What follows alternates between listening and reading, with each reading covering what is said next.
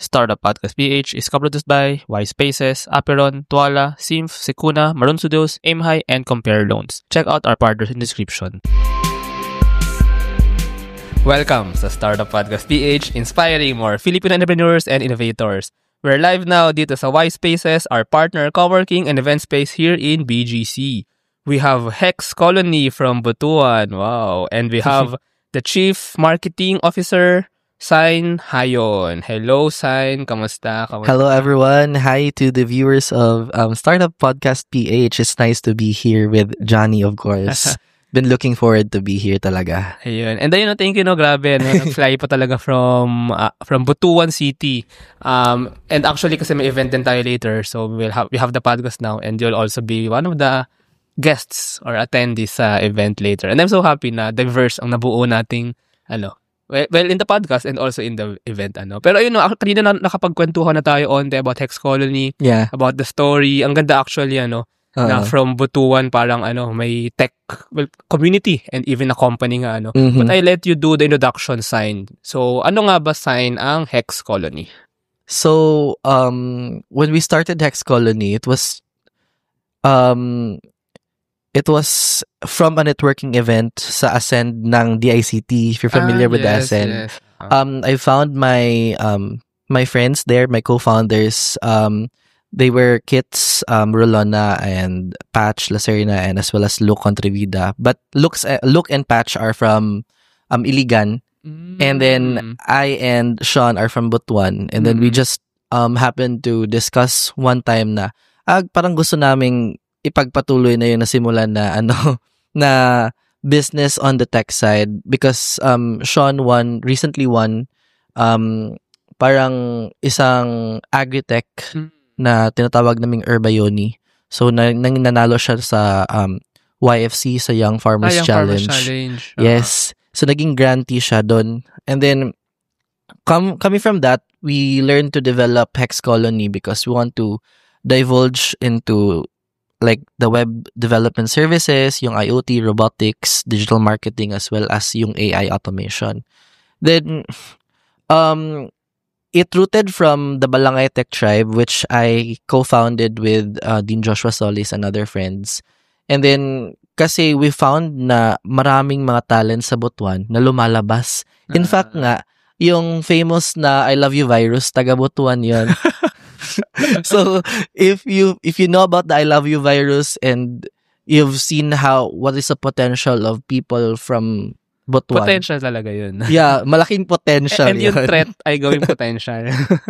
The threat in itself is a testimony, like a testimony of rather how amazing the talents are in Butuan. And we want to establish something like that also kasi parang yung vision namin sa Hex Colony, we want to become the next parang IT park. Parang ganun kalaki yung vision namin para yung talents talaga na-flourish at naayos doon sa mismong establishment where we are at.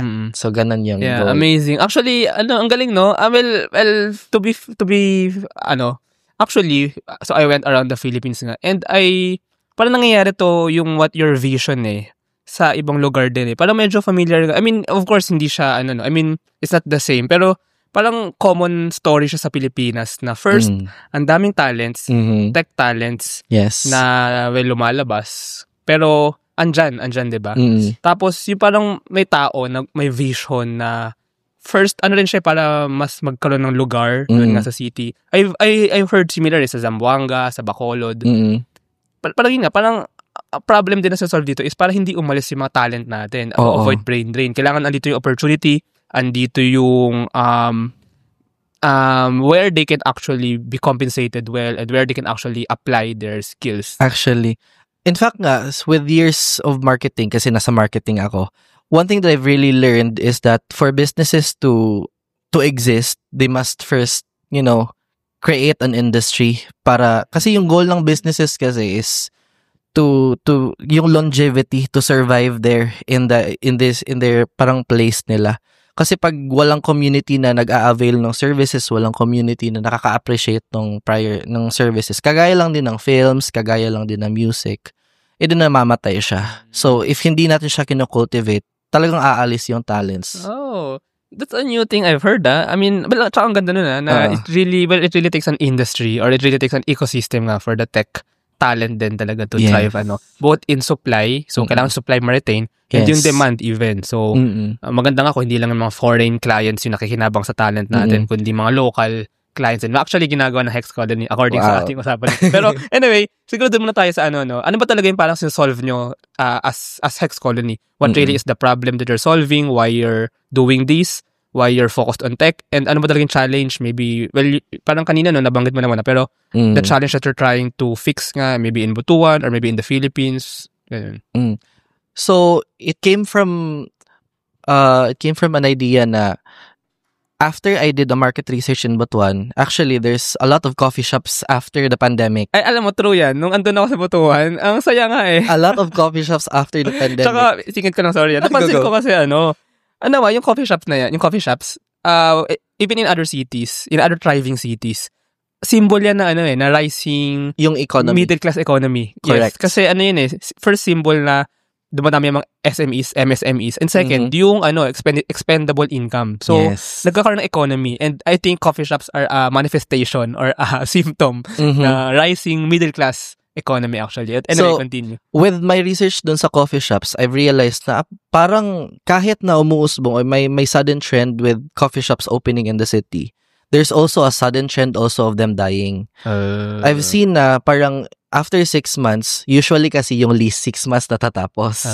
So, after the lease, they close. Kasi parang nawawalan sila ng parang avid customers.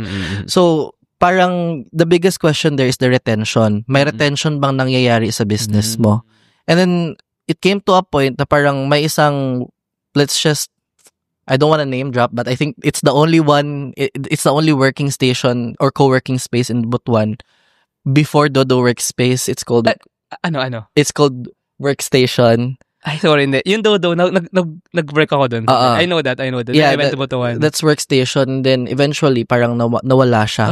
Kasi yung co-working space, isa itong indicator na mayroong digital nomads, mayroong thriving digital or tech industry na nandun. Pero eventually, namatay siya. Parang nawala siya dun sa industry. I realized na, so for it to continue existing or for it to live, kailangan meron talagang nagsusupply or rather, may demand rather talaga na nagkakaroon. And then, it came to a point na since businesses eventually die out after 6 months, they need some funneling, they need some scaffolding, kumbaga. They need to develop something, a mindset. So, parang every now and then when I go to speakerships, I speak, I talk, I teach small businesses, I tell them na to stop with the competition mindset. Rather, cultivate with other coffee shops, for example, like create a collaborative mindset. So, instead of them competing, may matcha kayo, may matcha kami, strawberry matcha yung sa inyo, Biscoff matcha yung sa amin, parang ganon, collaborate kayo. So, you create an event na parang coffee event ito, lahat ng coffee shops nandun para you create and cultivate a community na talagang nagso-sustain kayo, hindi lang sa inyong sarili, but pati rin sa tinatawag niyo yung competitor or collaborator. The whole ecosystem. Coffee ecosystem na siya. Hindi na lang siya parang ngayon, mas nade-distribute na yung buyers. At the same time rin, kayo rin, mapaisip kayo, ano ba talagang pwede naming ibenta na hindi na ibebenta ng iba. So, dun lumalabas yung creative idea na kailangan namin gumawa ng unique value proposition. Galing Napaka ganun linear yung perspective when it comes to business. Pero, when doing business talaga, you have to really articulately communicate the brand, the business. So when we found out na ganun yung parang sakit dun sa businesses in the city, so we had to narrow it down to Hex Colony, which is helping businesses build future-ready IT infrastructures, highlighting cultures and communities. So yung culture dun is not just Butuan being rich in culture, but you as a business entity having to highlight what is that you can offer. And the communities doon, yun yung mga tao na magsasubscribe doon sa business mo in the long run para hindi siya mamatay. So, parang business retention doon sa customers. Yeah. Tsaka ang galing, first, yung technology plus the community and even like the culture kasi yun nga yung I think lang parang medyo nane-neglect ng iba na technology only, parang full automation, AI, pero at the end of the day, it's really important to put that technology into context. Ano ba talaga yung nangyayari dun sa lugar na yun? Ano ba talaga yung kailangan ng mga tao, ng community? You really have to, parang, sort of adapt that technology into the community. So, I'm very happy na yun yung kasama talaga siya, no? Dalawa talaga siya. Technology and the community. Actually, if I may add, it came to a realization din kasi I was a university debater. So, parang every week nagko-compete ako, like, competitive debating talaga and adjudicating. Debate pala to eh. And I realized na dun sa debating na yun, parang we also discussed na most of the agri-tech business eventually die out also because they're more focused on the deep tech. They're focused on communicating the new technology they're offering, but they're not really solving something. So yun yung common talaga na struggles ng mga nasa tech field. And that's why parang nung na-meet ko yung mga friends ko na co-founders ko dito sa Hex Colony, I told them na hindi, ganito dapat yung mindset. You're offering a technology, but behind the technology is that you're solving something. So, kailangan you mean something. Pwede namang repetitive yung technology na ini-introduce mo, pero yung problem dapat, talaga nakakommunicate mo ano yung problem na sinasolve mo. Yes. And that's how you differ from other businesses. Very much true. Grabe. Tsaka, in putting into context, Butuan, Caraga region. Butuan is Agusan del Sur or Agusan del Norte. Sorry. Pero I mean, that region, Agusan del Sur, Agusan del Norte, Surigao del Sur, Surigao del Norte, is very rich in agri di ba? Very, very rich in agri. I remember nung nagpunta ako sa Butuan, nakapag-interview ako ng mga, gumagawa ng, parang seaweeds, lato. Tama. Seaweeds. Lato, fertilizer, mga ganyan. And then meron pang mga dried fish ice cream. Yes. Hindi naman naalala ko eh. Tsaka, even livestock sa mga farms talaga na, na poultry, etc. So, yun nga, yung technology, magandang nakaangkla or nakaakma dun sa farm, dun sa agri, dun sa mismo taong gagamit, dun sa mismong farm na gagamit.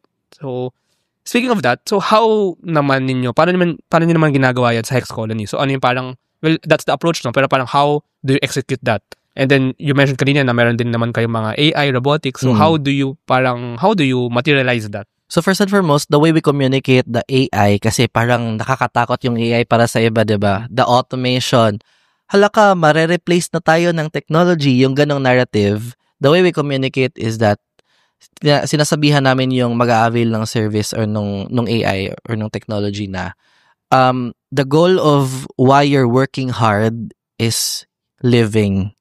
So it's not you being replaced by AI, but rather it's allowing you more time to spend maybe some time with your family, allowing some to spend more with friends or to spend with your loved ones. Kasi ganun yung intention, nililesen out natin yung burden ng work para less work, more living. Less surviving, more living. Galing I love this Ganun yung pagko-communicate, hindi yung parang mawawalan ka na ng trabaho, hindi. Instead, you get more avenue for you to earn kasi mas lessen na yung work. Automated na. So, hindi namamatay yung industry. In fact, nagta-thrive siya. Nasosolve natin yung problem doon. Thus, more people are able to experience the joys of the abundance of, the profit that you're able to experience. So, ganun. Pero grabe kasi mga nasa media, no? Sa Facebook pala, makikita mo lagi na AI will kill these jobs, ganyan. Pero, actually, nakikita ko yung marketing side mo nga, no? It's really also in the, angling and the communication nga. And I think that's really important din naman talaga. True. Okay, sige. So, continuing. So, that's the message, the approach. And you mentioned kanina nga na meron kayong mga clients. So, how do you, paano siya mangyayari? Ano talaga yung services kung maganda ginagawa ng Hex Colony? So, basically, nag-o-offer kami ng free consultation sa lahat. So, yung free consultations namin, doon namin finifigure out, ano ba talaga yung problem mo? Kasi minsan, you think na gusto mo ng AI kasi yun yung nakikita mo na trend sa industry, or for example, gusto mo ng SEO kasi yun yung sinasabi ng lahat ng mga ibang founders na doon sa industry mo. But then, turns out pala, hindi pala yung needed ng business mo. Kasi currently, probably, for example, in marketing, you just need a lead funnel at the first quarter of the year. And then, you just formulate your leads, create an email, database. Tapos after the next quarter, dun ka na magsisell. Kasi hindi naman pwede na upfront. It's just like saying na, parang nagbebenta ka ng isda, then you'll just say, oy, ito isda, bili ka. It's different when you say, may ulam ka na ba mamaya? O, ito isda, luto mo ng ano. Messaging. Diba? It's repackaging the what's so-called isda only, and isda na pwede mong gawing kinilaw mamaya, pwede mong gawing tinola.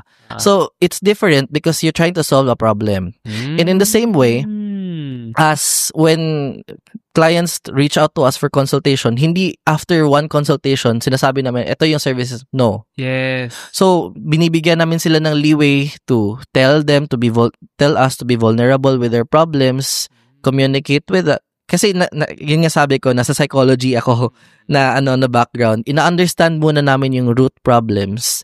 Tapos, saka namin sila sinasabihan na, ito yung services namin, ito yung pwede sa'yo, ito yung hindi pwede sa'yo.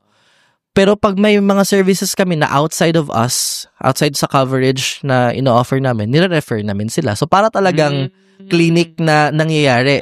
So, doctor pala to. So, parang ganun talaga. So, if may sakit yung business mo, ito yung services, ito yung hindi namin ginagawa, punta ka sa iba. So, ganun, para mas maging collaborative nga. So, consultancy rin siya, sort of that. Pero first of all, yung kanina minention mo sa isda, yung isda only, tsaka yung pwede mong gawing ulam. Oo nga, parang, it all makes sense. Grabe, sa episode 300 plus ko lang na it's a simple magic, kumbaga, na turning an offering or a service into a solution to a problem. So, it's really, parang, feeling ko maraming makakagawa nito na may mga in-offer service naman.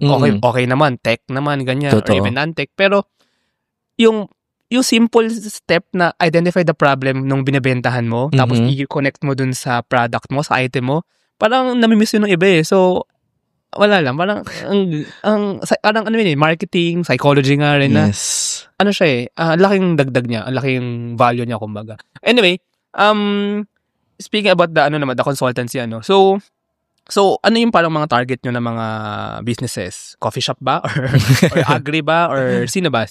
Actually, yung pinaka-target namin are anything under startups and MSMEs. Okay. So, hindi kami naglilimit lang sa isang industry na kumbaga, for example, real estate ka, doon na lang kami linear focus. Parang ganun. Hindi ganun kasi yung gusto namin, cultures and communities.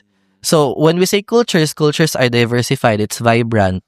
Communities are composed of cultures, composed of identities, composed of people. Galing with experiences, ganon. So, parang kung iba-iba kayo ng values, hindi namin kayo nililimitahan doon.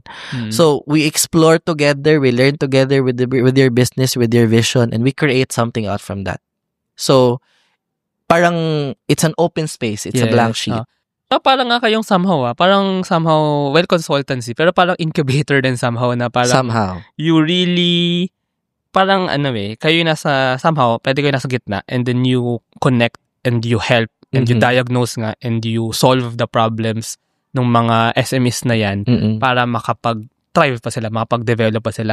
Tsaka ang ganda nung minention mo kanina about sa, for example, yung mga ibang, let's say coffee shop, for example, or even any shop, didiretso ka agad sila ng, ano ba kailangan ko? Kailangan ko ba ng digital marketing? Kailangan ko ba ng CRM? Kailangan ko ba ng lead generation? Ng sales? Whatever. Pero, tama nga na, pag may hex colony na kasama or kausap nila or kaagapay nila somehow, talaga nakakonect yung steps na kung ano yung problem nila, ano yung kailangan nila in that state, mabibigay exactly kung anong kailangan nila. Nasa state ka ba na kailangan mo ng digital marketing? Nasa state ka ba na kailangan mo ng lead generation or something? Nasa state ka ba? I mean, those are, hindi naman simple, pero parang nakikita na natin. Pero parang, somehow matching siya eh. Parang minsan nangyayari na mali yung kinukuha ng mga SMEs kasi hindi nila inaaral mabuti. Ano ba talaga yung kailangan nila? So, doon, I think yun yung value ng Hex Colony rin, to really match their problem to the solution, whatever level of technology it is, na akma para talaga matulungan, masolve yung problem nila and mag-thrive sila. Tama ba yun? Yes. Actually, this is not to elbow other businesses, okay? But what I'm trying to say here is that other people who just focus on selling one thing, minsan talaga naglalay na lang sila para mabili yung one thing na binibenta nila. kumbaga, for example, if I'm offering only digital marketing services, kahit hindi mo kailangan, bebentahan kita kasi kailangan kong makapagbenta, correct? So, kahit anong paraan gagawin ko, I'll try to convince you, I'll try to tell you that there's a problem. I'll try to, Yun nga iniimbento ng problem yung... Yeah, parang minamagnify mo yung mga bagay na hindi naman pala problema kasi gusto mo makapagbenta ng services mo. But the thing is that's the common problems also. Parang peste siya sa parang pest talaga siya doon sa kino-cultivate mo na community. And bluntly, but yeah, I agree actually. Yeah, kasi parang you're not helping the community to thrive. Instead, parang what we call backsliding. Tsaka may tawag dyan, shoving the product into their throat. Parang pinipili talaga yan, no? Kung masarap yan, binibili talaga yan. Hindi yung parang ginunguya mo na, tsaka mo idudura doon para kainin talaga. Hindi ganon. So, that's not how you do business. Galing. Actually, galing. Tsaka ang pinamagaling dito, naput mo into words eh. Naput mo into kumbaga maayos na na story na pagtatahi ng mga So, parang grabe, episode 300 na nga to pero parang ngayon lang nabuo yung messaging na yan. So, galing. Anyway, you're from Butuan, no? Correct. This started in Butuan. In a while, I'll be asking you the story. Pero curious lang, are you also helping SMEs outside Butuan or Mindanao or buong Pilipinas ba ang plano? Yes, that's the goal. In fact, mayroon na kaming international clients rin. So, for years of doing businesses with international clients, especially doon, pinaka-remarkable talaga when I was doing something like Grab, but in the Texas. So I was doing something like that, but franchising na siya. And I realized talaga na, minsan talaga ito mga business owners, dahil hindi, like feeling nila kasi, may ego na kasi, feeling nila tama na yung mga decisions na ginagawa nila. And then I realized na kailangan, may someone talaga na nagte-tell sa kanila, na just because other founders who are successful or way above them, parang beyond them in terms of experience, doesn't mean they're always right. Kasi hindi naman one size fits all yung solutions na tinetail para sa'yo. Kaya nga customize yung services sometimes. Kaya nga customize yung pag-solve ng problem. Kasi hindi lahat ng formula nagwo-work sa atin. So, with that, we're opening our doors not just in Butuan, but to the rest of the country. Kasi yung goal naman talaga, makapag-cultivate tayo ng parang tech industry talaga dito sa Pilipinas. Kasi parang we have Quezon, our vision in Butuan, we have Quezon as the with their creative industry. We have CDO with their creative industry as well. But Butuan, meron kaming rich culture, kasi meron kaming famous line, before there was Philippines, there was Butuan. We have that long line of narrative, but where are we in the map? We can't even position and tell you, okay, Butuan exists. No. May larger sama political nga na narinig ko yan nung nandun ako sa Butuan na well, ayoko nang pagkwentaan dito sa podcast yan. Pero may kinalaman yan sa, yun nga, yung first balangay. Nagpunta pa ako dun sa National Museum, yung may balangay. Tapos nagpunta pa ako dun sa Masaw ba yun? Yung may beach na yung first mass, supposedly. Actually, that was the debate. Yun nga. Ayoko nang pag-usapan yan dito. Let's not talk about that research na lang. Pero yun nga, I mean, well, first of all, ang ganda rin ng parang point na so sort of bringing back Butuan. Dapat hindi bringing back pero ma-highlight ulit si Butuan as a thriving, maybe creative or maybe tech city place in the country. Pero saka nangyayari din parang nagiging kayo tech partner somehow ng any business or actually parang partner talaga yan, no? Pero ang isa ko pang gustong tanungin lang din, well, although nabanggit pa naman kanina about sa contextualizing, pero since nag-work with foreign clients, parang how exactly, kasi parang pwede mo i-transfer yung knowledge pero yun nga, application, kailangan mo i-contextualize, diba? So, correct. Parang ano approach nyo dun na parang kailangan talaga i-contextualize nga yung knowledge na apply nyo dati into Philippines, into Butuan. So, meron ba kayong parang special thoughts or special approach about that? So, it also stems in the thinking of trying to understand how they behave in their society. So, different kasi yung Pinoy with the international clients. For example, with our preferred social media, others in international brothers and sisters, they prefer more Instagram than Facebook. Filipinos prefer more Facebook than Instagram. So, this in it of itself shows also na meron talagang what do you call this? Marginal difference when it comes to their thinking, preference, etc., etc. So, that alone, paano ba namin yung mini-marry? So, first and foremost, we ask a lot of questions about your culture, about your background, how you would like to communicate your business, and then we frame something like that for you. Hindi pwede na parang kung ano yung naiintindihan ko sa Philippines, i-apply ko dun sa international clients ko, or kung ano yung naiintindihan ko with the international clients, then apply with the Filipino clients. Kasi iba-iba yung pinanggagalingan ng bawat kwento. Iba't iba rin yung pinanggagalingan ng bawat businesses, kaya nila ginagawa yon. So, with that alone, talaga nati-tailor natin yung kinakailangan nila at kung paano nila i-position yung business nila. Sometimes kasi, malaki yung vision natin as service providers dun sa mismong business. Pwede naman yung goal lang ng business is parang ma-position lang yung sarili nila in the local aspect. Hindi na kailangan nila maging global thing. So, it comes also with the realization na ikaw, tumutulong ka lang sa business, hindi mo ino-own yung business nila. So, parang you're following the vision of the CEO pa rin, parang ganon. So, hindi pwedeng mag-step in ka dahil lang inaalaw ka at naghihingi sila ng consultation from you. So, that's one way also to look at it on how to properly marry the Tsaka nga siya talaga, no? Well, tailored nga. Tsaka talagang be with the business. Yes. Parang rin kasi, yung ibang mga, parang nasa scaling kagad eh. I think this does not look into scaling kagad din, no? Kasi talagang tailor eh. Pero I think somehow that's, sabi nga nila, diba, create a product that doesn't scale first, and then pag nag-work na siya, pag may formula, tsaka ba siya isi-scale. So I think, maganda rin talaga na tailored, kumbaga, yung approach. Actually, I have something to say about that. Sometimes kasi, when tech experts create a product, sometimes para silang toothpick. Yung toothpick, yun na yung best invention niya. Kumbaga, hindi mo na siya pwede pang i-improve pa na parang toothpick na may spine, parang gano'n. Pwede ba yun? So, toothpick na parang may sarili na siyang floss. Hindi na kang gano'n. So, what I'm trying to say is that, kagaya lang din ng iPhone ba, parang paunti-unti mo siyang isi-scale. Hindi mo pwedeng i-full-blown yung development mo kasi meron kang brilliant idea. Kailangan it comes to a process, you wait for it to mature. Hindi pwedeng ilatag mo lang siya doon sa market, tapos wala naman nakaka-appreciate ngayon, tapos hope ka na lang na after next 5 to 10 years, may makaka-appreciate nun. Pero yun nga, nagde-depreciate na yung value niya. So, wala na rin. So, you have to really, really try to master it. Parang as it ages like a wine. Ang ganon. Ang galing nga. Actually, ang galing talaga. Ang galing.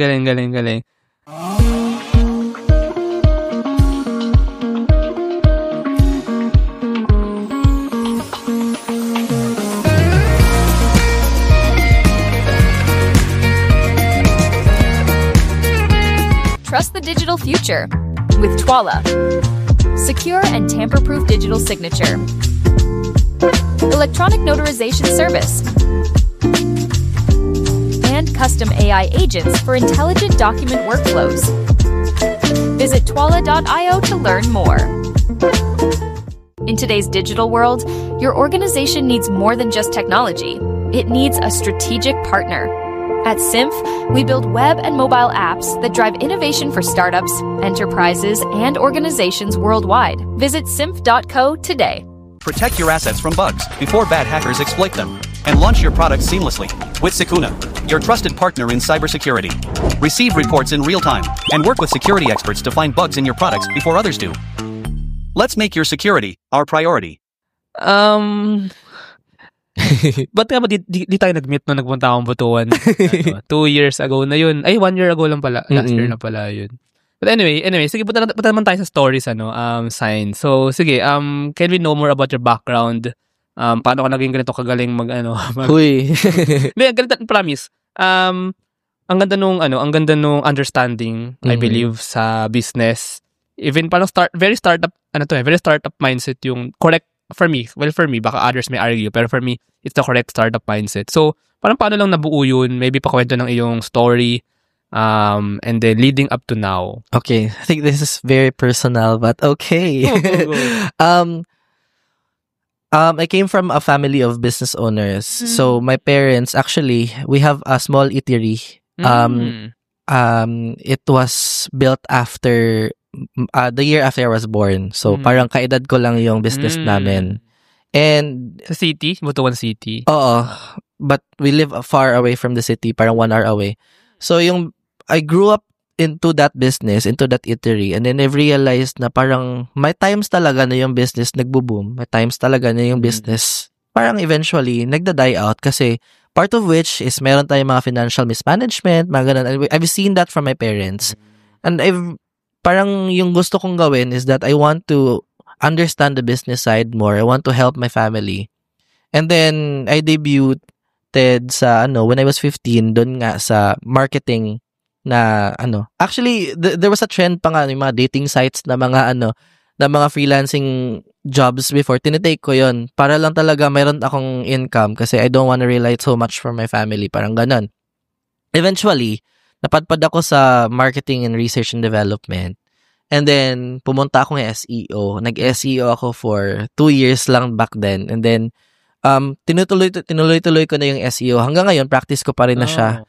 So yung SEO talaga yung pinaka-niche ko, if you may ask me, with my niche. And then, parang lumago kasi nag-psychology ako. So, parang lumaki yung vision ko or perspective ko dun sa SEO side. Parang, hindi lang pala siya technology. Hindi lang pala siya dun sa website. It is a great, parang malaki siyang vision when it comes on how to look at your business. Kasi yung goal ng SEO before, how to rank yourself in Google. Yes, at the first, doon sa map pack, ganun yung mga nakikita nating advertisements. Pero, it was just manipulating the technology. It wasn't genuine. So, how do we do that? So, ganun yung mga questions ko before.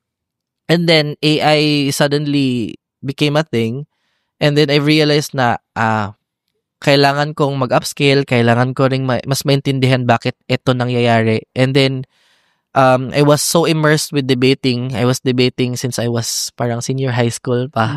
So, parang, na ba ngayon? Parang 6 years na ako nagde-debate, and I debated for inside regional, national, and then parang magaling magsalita. International, parang ganun. Parang naho-hone talaga rin yung paano mo ipapackage yung isang idea. Yes. Paano mo siya sasabihin sa ganitong context, parang ganun. And then, I was invited to speak for several training programs ng DICT, ng DepEd, ng DTI, and then pati rin sa city namin. And those speakerships na yun, parang eventually kasi when you speak for people, for other people, you also gain knowledge from the speaking kasi. Parang you've learned from the engagement, from the networking, and then kahit na ikaw yung nagtuturo, talaga natuturuan ka rin kasi mayroon mga stories and experiences that you collect and then you synthesize within yourself kahit pa naglalaba ka dyan. Like eventually, parang may bright idea ka when you're doing those mundane things, and eventually, isusulat ko to. Eto, gagawin ko tong, isasabihin ko to sa next tapos ano kayong reaction ng ibang tao, and then I'll try to reapply it, and then, ganon.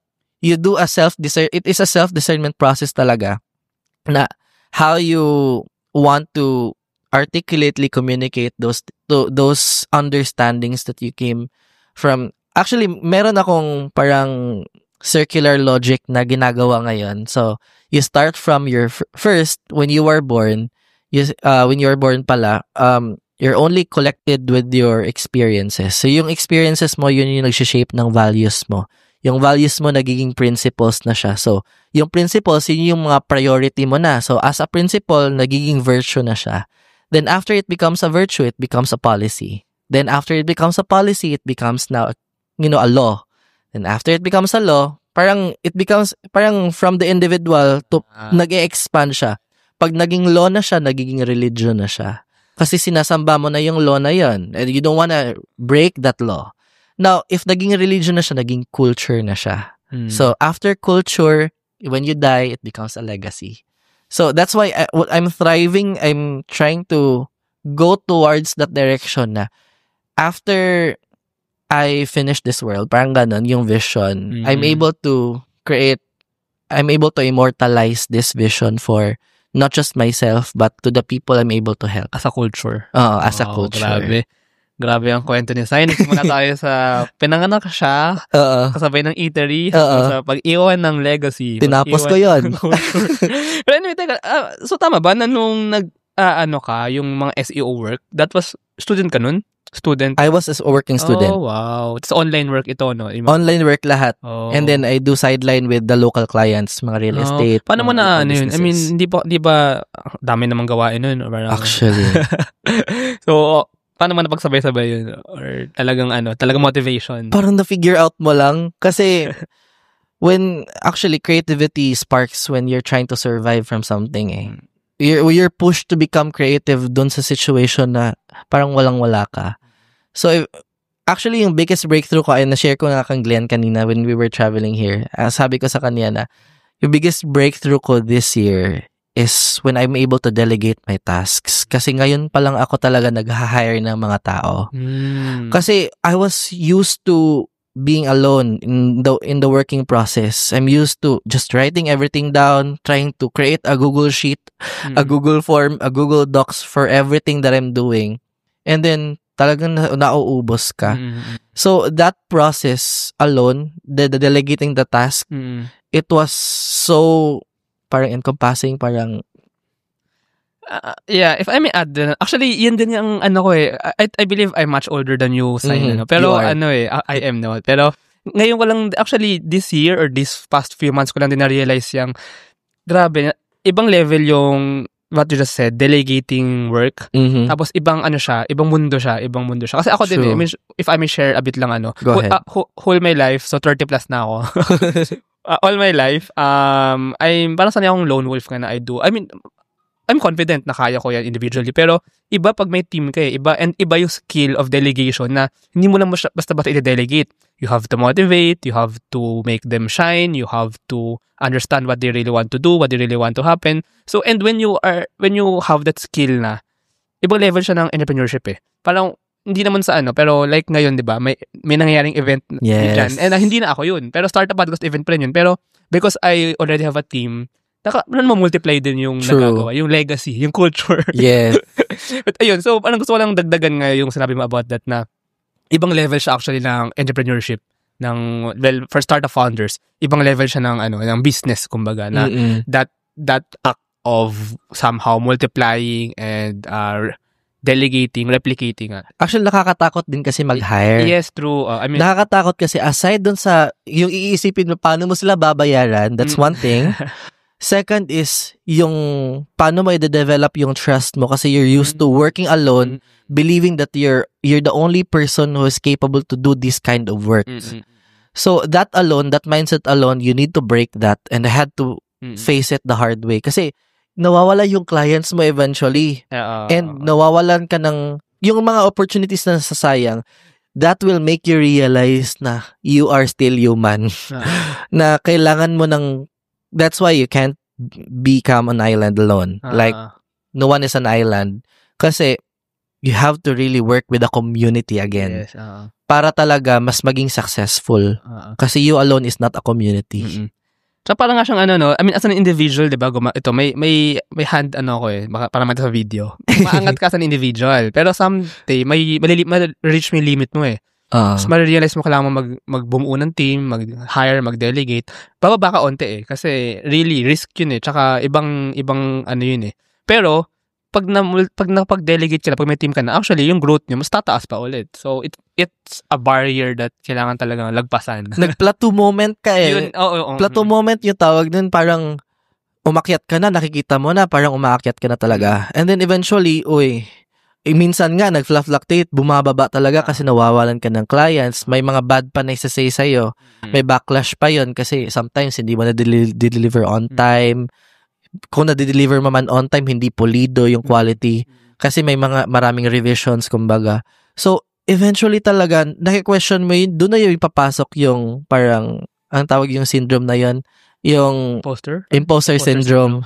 Na parang kina-question mo yung sarili mo if you really deserve in that situation, in that place where you're at. Kasi you're surrounded with a lot of successful people and then you try to question yourself na parang back ako nandito, maraming ang clients na tumalikod sa akin. So, that in it of itself will really confront you with the fact na you need a team to become successful.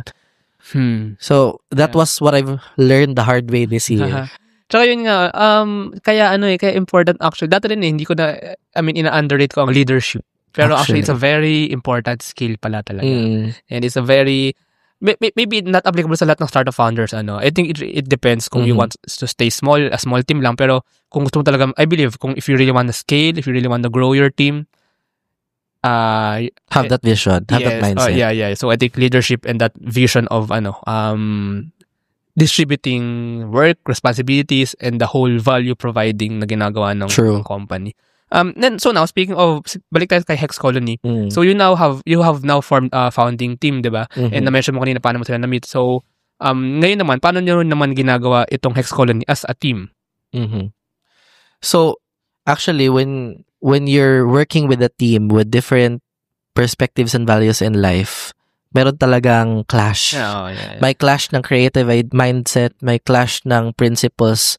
Basta may clash, collision nga minsan talaga. And that in and of itself will teach you na hindi lahat ng decision talagang mapupunta para sa'yo. So it is a collaborative effort. It is agreeing to disagreeing or disagreeing to agreeing. There and then. Parang talaga. So it is a lot of compromises with working with a team. Kasi sometimes it came to a point na parang, especially for me, when I'm able to build a database of all my networks, madali na lang yung marketing strategy kasi meron akong database, kumbaga. Well, for my other team members or co-founders, nahihirapan din silang parang they try to run up to your pace. Kasi yung pacing mo pang 90%, yung pacing nila 100% lang. So parang kine-question mo sometimes yung worth, bakit pa ako nandito? Bakit sila yung kasama ko? Parang ganun yung nangyayari minsan when you're ahead of them or sometimes they're ahead of you. So that in it of itself, kailangan mo ring maintindihan na hindi lahat ng panahon kailangan mabilis, kailangan sa pacing mo. You have to adjust, you have to compromise, you have to also understand na meron din silang sarili nilang processes. Kasi creative ito it's not just a corporate work, it is something beyond that. And you have to understand na sometimes nga hindi nagmi-meet, 7:00 sa gabi sila papasok, tas ikaw. Kasi may mga work din. Kasi may ibang buhay din sila. So, 7 p.m. daw sila magtatrabaho, tas ikaw 6 a.m. So, you have to really, really come to a point na, okay, mag-agree tayo 10 a.m. or mag-agree tayo 12 noon para kaka-idlip mo pa lang, sige, kakagising ko lang din. So, parang ganun. So, that process, you have to understand and you have to also learn to trust the people who is working with you kasi kaya nga, 'di ba, kaya ka nga nag-co-found o kaya nga kayo nag-work together kasi may skills sila na wala ka at may skills ka na meron na wala sila. So that in it of itself is parang hand in hand pala siya na nagso-support kayo with each other. Ganun yung process.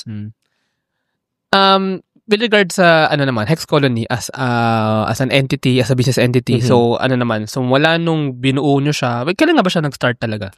Wow. Well, surprise guys, we only started last September.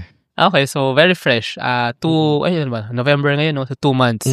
So, paano nyo siya plan, like, i-operate nga as a business? Or paano siya nag-operate now as a business? Paano kayo nag-approach ng mga possible partners or yung mga gusto nyo i-diagnose? And then, moving forward, ano ba yung talagang gusto nyo mangyari kay Hex Colony? So, right now, kasi pumasok kami last quarter of the year, right? So, with our funnel right now, we're doing the lead funnel. Wala muna kaming masyadong kina-convert na clients into sales, kumbaga. So, those consultations remain consultations until we close the deal. So, ngayon, we just wanna build our traction para ma-validate kami ng community na nag-e-exist kami. Kasi importante na you put and position yourself first para doon na nangyayari yung value. So, yung value nyo is coming from the people who validates you, that you exist in that community. Tsaka, para makapag-price ka rin ng maayos. Kasi, kung papasok ka na, okay, benta ka agad, talagang ilolowball mo yung pricing mo. For example, yung web development, sige, 20K na lang para sa'yo, ma'am. Kasi bumubuo ako ng portfolio ko para ma-validate ng people. So, ganun yung usually nangyayari with startups. Sinasalvage nila yung services nila and we don't want that. We want first for people to appreciate us. This is why we're doing this. We're going here. We went here in Manila para talaga magkaroon ng traction, validation from society, from community. And after that, we'll try to sell. No? So, the long-term goal, yun nga, we want to hire more people. We're looking forward to partner with different, kasi may i-launch kami dito sa Philippine Startup Week, yung Urbayoni. It already won awards, but we want to formally launch it as a flagship project of Hex Colony, which is an agri-tech that does water quality monitoring, environmental monitoring, a lot more. For aquaculturists, for fish? For hydroponics. Okay. So it has AI and AI automation. IoT ba yan? Or? IoT. Okay. So it has a lot. It does those software and hardware. So na side. So that's what we want to highlight here. Why we went here also for Philippine Startup Week. But in the long term, we're into partnering different founders para talaga mangyari na yung gusto nilang mangyari. Kasi some of them are just afraid because they don't know how to market themselves to position themselves rather in the market. And we want to help them also develop their MVPs para mga ganun. Para talaga maging full-blown startup na sila. And then, bahala na kayo sa buhay niyo. Push nyo yan. So, ganun yung... So, ano nga talaga, parang incubator na well, not necessarily incubator, pero business consultancy somehow din, Tech consultant na partner talaga mula simula hanggang ma-solve yung mga problems, hanggang mag-grow. And pag grow na, go na sila. Layag na kayo, okay na kami. Ganun lang yung terms. Ayaw naming parang yung goal na parang i-pray pa kayo, wag na. Ayaw naming kainin yung business nyo, inyo na yan. Interesting. Pero grabe so si Sign and si Glenn here ay nag-fly pa mula Butuan dito sa Manila para sa podcast. Wow. Para din naman sa ibang events. But actually, also for the podcast, because the event was moved actually, right? And we still pushed for this because we're really, really interested to meet you. Thank you din. To be with the podcast. So, thank you din, Sign, sa sa ating usapan ngayon. Actually, ako din mismo yung mention mo kanina, yung mga speaker, natututo din. Ako din sa podcast. Ako ngayon, dami ko natutunan. So, dami ko rin napapareflect din ako, ganyan. And ayun, and thank you din sa pagpunta nga dito. Later on, may event tayo. And then, na-move nga si Philippine Startup Week dahil sa typhoon. Pero magkikita ulit tayo dyan. Of course. Huling question na lang, Sign. So, tinanong ko na yung parang moving forward, ay parang plan for Hex Colony. Pero ito, siguro mga in 10 years or in 20 years, yung legacy nga that you want to happen, ano yung nakikita nyo kay Hex Colony in like maybe 10 to 20 years na mangyayari? Parang ganun tayo mag-set ng That's so amazing. Alam nyo, yung pinot namin sa SEC registration namin, we want to position Butuan. So, in the tech industry. So, we want na yung history na ilo-look back natin is that Hex Colony was one of the pioneers or trailblazers of the tech industry in Butuan. Kasi we want to bring more people and investors in Butuan City. So, parang ganun talaga kalaki yung vision niya, just like the IT park in Cebu. Gets. Okay. So, IT park nga. Butuan IT park. Parang ganun ang long term. Butuan Hex Colony IT park or something. Parang ganun.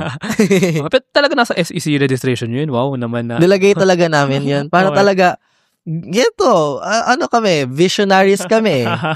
Wala namang masama sa mangarap, 'di ba? So, wow. What better way to maximize the dream? Tsaka nandiyan lagi niyo mababalikan, 'di ba? Lagi niyo, tsaka yun yung direction niyo sa mo. Alam niyo yung saan kayo pupunta.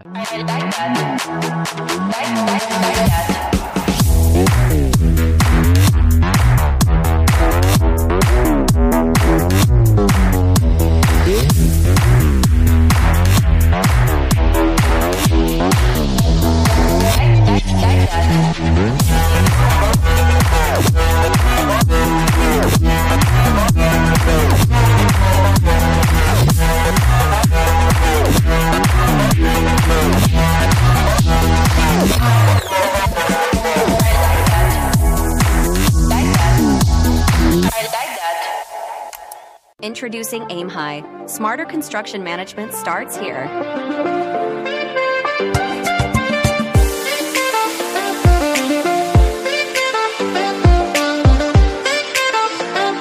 Monitor costs and progress with real-time insights. Plan ahead and adapt with streamlined scheduling tools. Make data-driven decisions to avoid costly delays. Increase efficiency and profit with Aim High. Running a business? Make it smarter with Red Circle Global. Streamline operations, boost productivity, and manage everything in one powerful ERP system. Book your free business demo today at redcircleglobal.com. Guided by one of our top experts. Ayun, sige, ayun, grabe, thank you very much, Sina, no?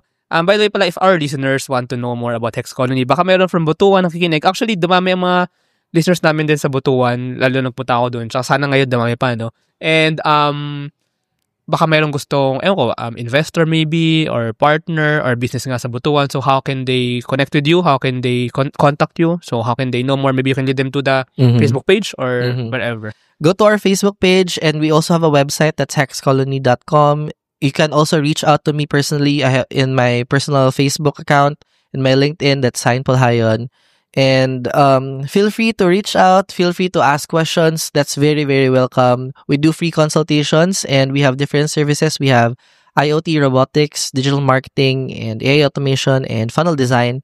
And we also want to collaborate with farmers and farm operators because we're launching an upcoming agri-tech that's called Herbione, and we want to really, really venture more and help businesses. Just reach out to us. Thank you so much. May website pala, so lalagay ko rin sa description yung website and yung Facebook. And then, thank you ulit, Sai. Thank you very much for Thank this. you so much.